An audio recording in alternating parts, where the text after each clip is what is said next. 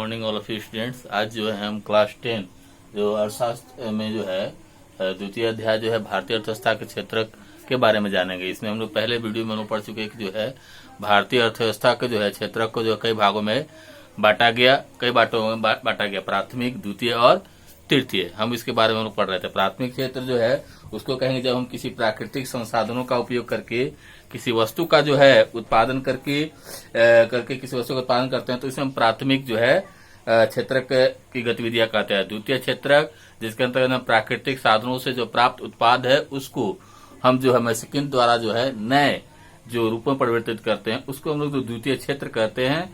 इसको हम लोग जो है विनिर्माण क्षेत्र या औद्योगिक क्षेत्र भी कहा जाता है। और तीसरा जो है क्षेत्र जो है वह क्षेत्र है जो दोनों के कार्यों में सहयोग करता है। प्राथमिक और द्वितीय क्षेत्र में जो है जो चीज वस्तु उत्पादन होती है उसको भंडारण से लेकर उसको बाजार तक जो पहुंचाने का जो काम करते हैं यातायात साधन द्वारा होता है उसको हम लोग जो है तृतीय सेक्टर में रखते हैं। इसे हम लोग सेवा क्षेत्र में कहते हैं। इसमें हम लोग देखेंगे कि जो है प्रत्येक क्षेत्र में जो प्राथमिक, द्वितीय और तृतीय क्षेत्र में जो विविध वस्तुओं और सेवाओं की गणना जो है कैसे करते हैं और कुल उत्पादन को जो है हम लोग कैसे जानते हैं।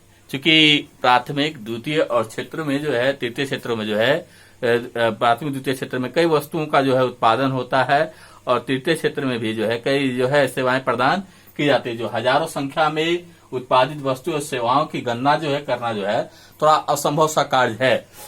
इस समस्या के समाधान के लिए जो है अर्थशास्त्रियों का जो सुझाव जो है कि वस्तुओं और सेवाओं की जो वास्तविक संख्या का योग करने के स्थान यानी जो प्राथमिक क्षेत्र में जो वस्तुएं उत्पादन होती है उसकी गणना उसके प्राथमिक और द्वितीय सेक्टर में जो है वस्तुओं के उत्पादन की गणना न करके जो है उनके कुल मूल्य की गणना किया जाना चाहिए। यानी जो उत्पादन होता है उसका जो है मौद्रिक मूल्य क्या है उसकी गणना होनी चाहिए। उदाहरण स्वरूप जो है इसमें हम लोग जो है समझ सकते हैं एक बेहतर उदाहरण से एक किसान का जो है उदाहरण दिया गया। जो किसान जो है वह कृषि का कार्य करता है और मान लीजिए कि वह किसान जो है वह गेहूं का जो है गेहूं उत्पादन करता है। तो किसान जो है वह गेहूं जो है वह आटा मिल मालिक को जो है वह 8 रुपए जो है प्रति केजी की दर से गेहूं बेचता है। और जो किसान जो इसको जो आटा मिल मालिक को बेचता है वह आटा मिल मालिक जो है वह गेहूं की पिसाई करके जो है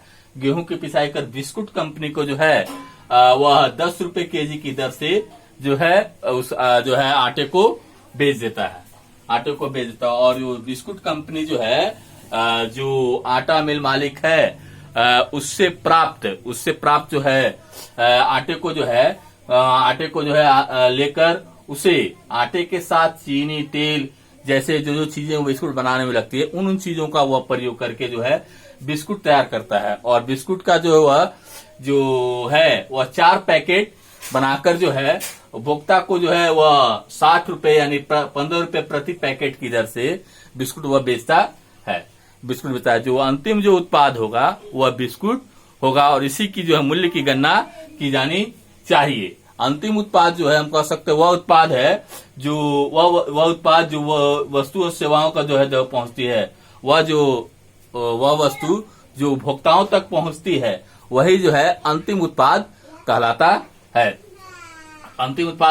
इसकी गणना जो है इसी की गणना जो है की जाती है क्योंकि अंतिम वस्तुओं के मूल्य में जो है मध्यवर्ती वस्तुओं के मूल्य पहले से ही शामिल हो जाता है। क्योंकि इस जो है 60 रुपए में जो है वह 10 रुपए जो आटा का जो मूल्य है उससे पहले ही से जो सम्मिलित है, इसीलिए जो है अंतिम मूल्यों की भी गणना की जाती है। बिस्कुट जो है अंतिम वस्तु के मूल्य में पहले से जो है सम्मिलित होती है और इसी की गणना की जाती है। इसी प्रकार अन्य सभी मध्यवर्ती वस्तुओं का मूल्य भी जो है शामिल होगा। गेहूं, आटा मूल्य भी जो है अलग अलग जगह जो है गणना करना जो उचित नहीं है। क्योंकि बिस्कुट निर्माण में जो है वह गेहूं का और जो आटा का भी हुआ है, लेकिन इसका जो है गणना करना अगर हम लोग करते हैं तो इसमें दोहरी गणना हो जाएगी जिससे जो है कठिनाई उत्पन्न होगी। क्योंकि हम एक एक वस्तु की मूल्य गणना कई बार करते हैं तो पहला गेहूं के रूप में, फिर आटे के रूप में जो है और अंततः जो वस्तुओं के बिस्कुट के रूप में मूल्य में कई बार गणना करते हैं जिससे समस्या उत्पन्न होगी। हम जो है जो उत्पादन होता है वह जो है वह द्वितीय जो रूप से में जो है जीडीपी द्वारा जो है वस्तुओं और सेवाओं की गणना की जाती है। वस्तुओं और सेवाओं की जो गणना है वह जीडीपी की है। इससे पहले हम लोग समझेंगे जीडीपी है क्या।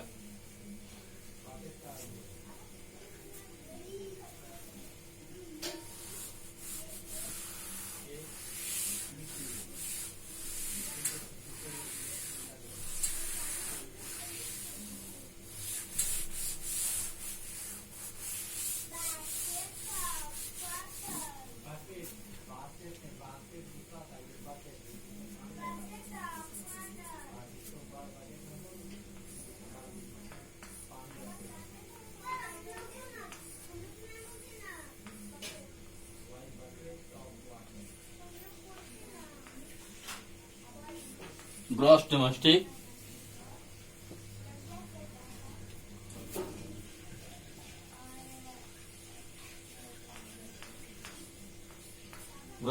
प्रोडक्ट।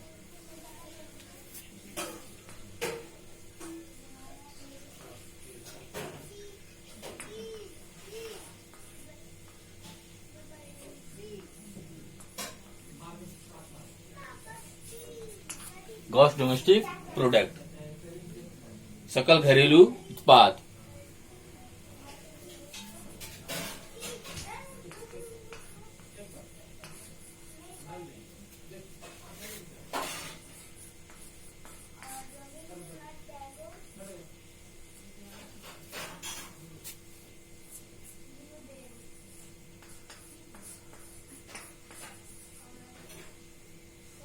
सकल घरेलू उत्पाद किसी देश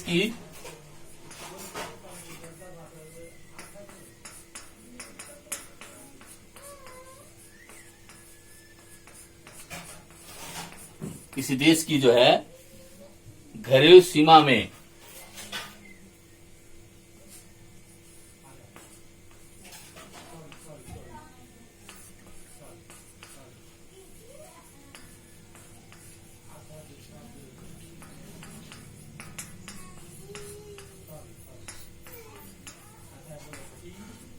एक वर्ष में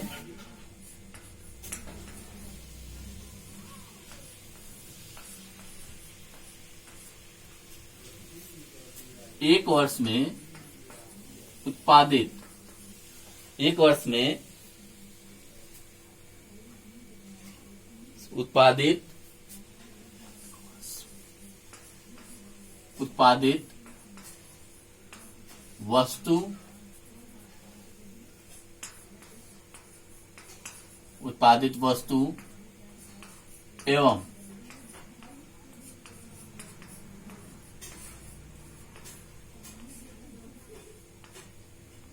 सेवाओं के मौद्रिक मूल्य को जो है वह सकल घरेलू उत्पाद कहते हैं।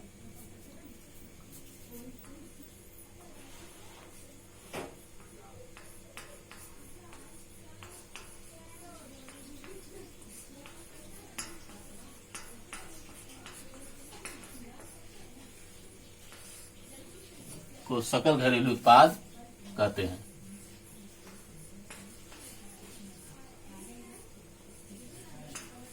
सकल घरेलू उत्पाद कहते हैं।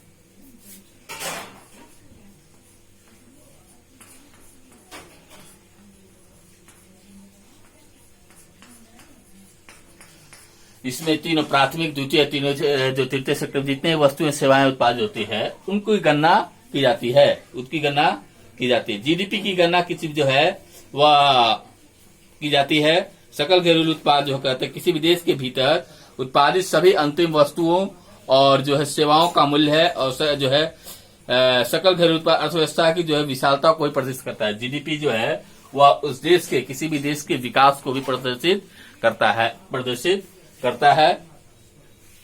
भारत में जो है जीडीपी की मापन जैसे जो कठिन कार्य, जो जीडीपी को मापने का जो कठिन कार्य है वह जो है केंद्र सरकार के मंत्रालय द्वारा किया जाता है।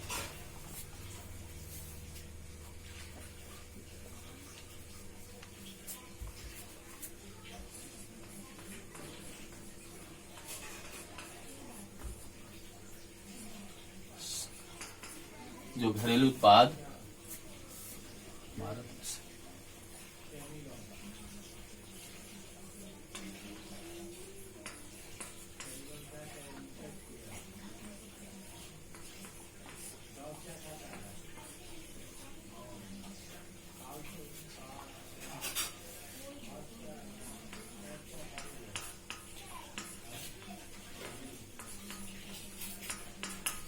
कार्य जो है केंद्रीय सांख्यिकी संगठन द्वारा किया जाता है।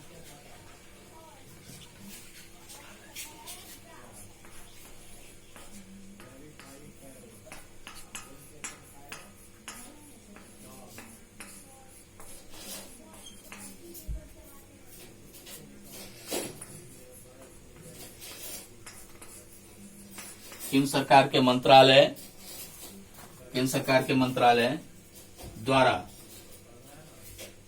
द्वारा किया जाता है।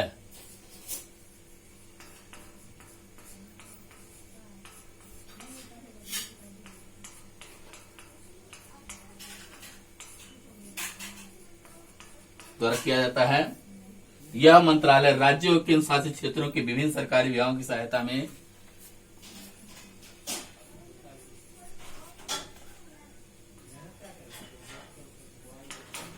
यह मंत्रालय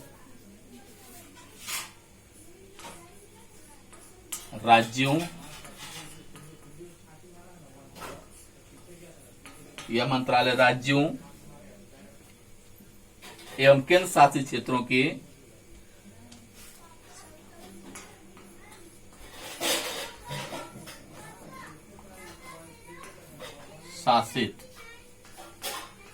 केंद्र शासित क्षेत्रों के विभिन्न सरकारी विभागों की सहायता से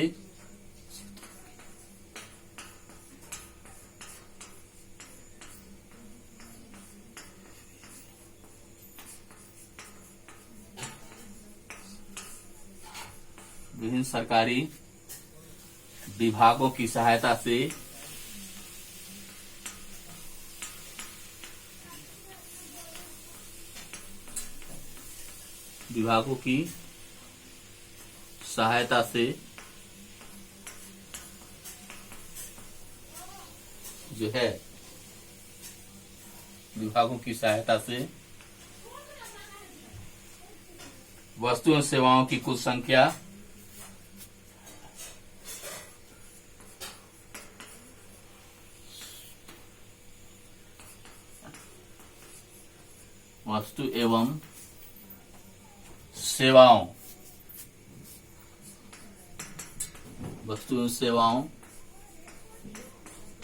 की कुल संख्या की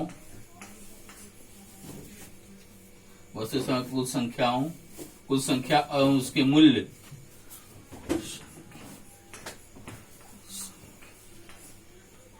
कुल संख्या एवं उसके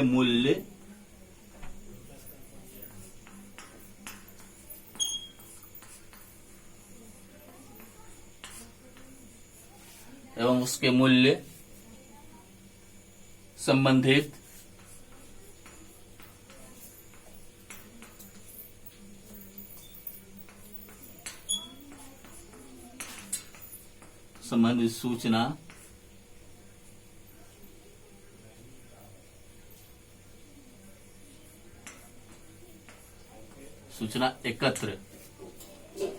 सूचनाएं एकत्र करता है।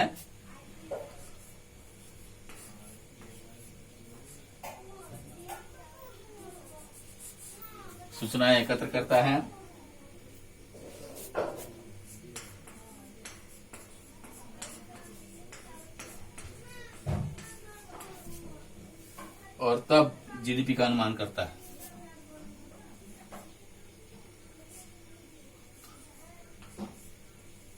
जीडीपी का अनुमान करता है, सकल घरेलू उत्पाद का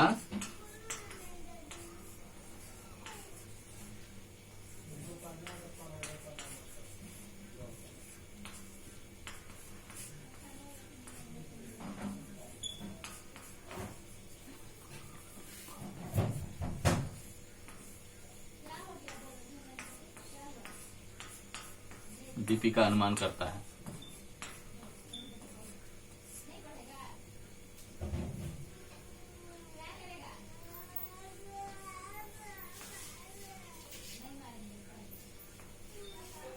जीडीपी का अनुमान करता है। इसी के आधार पर विभिन्न देशों और राज्यों की जो है विकास की भी तुलना की जाती है। जो भारत में जितने भी राज्य हैं, प्रत्येक का राज्य का जीडीपी जो है ग्रोथ अलग अलग होता है। उसी के आधार पर जो है यह तय होता है कि कौन सा राज्य ज्यादा विकसित है, कौन सा राज्य ज्यादा विकसित हो रहा है, ज्यादा जो है विकसित हो रहा है हो जाता है। और प्रत्येक राज्य इसी के आधार पर जो है जीडीपी जो है तय भी करती है। जीडीपी के जो लक्ष्य को पाने का जो है तय भी करती है। इस वीडियो में इतना ही। अगले वीडियो में जो है हम लोग जो है संगठित तृतीय क्षेत्र के जो है बढ़ते महत्व के बारे में समझेंगे और जो है संगठित और असंगठित क्षेत्रों के बारे में जानेंगे।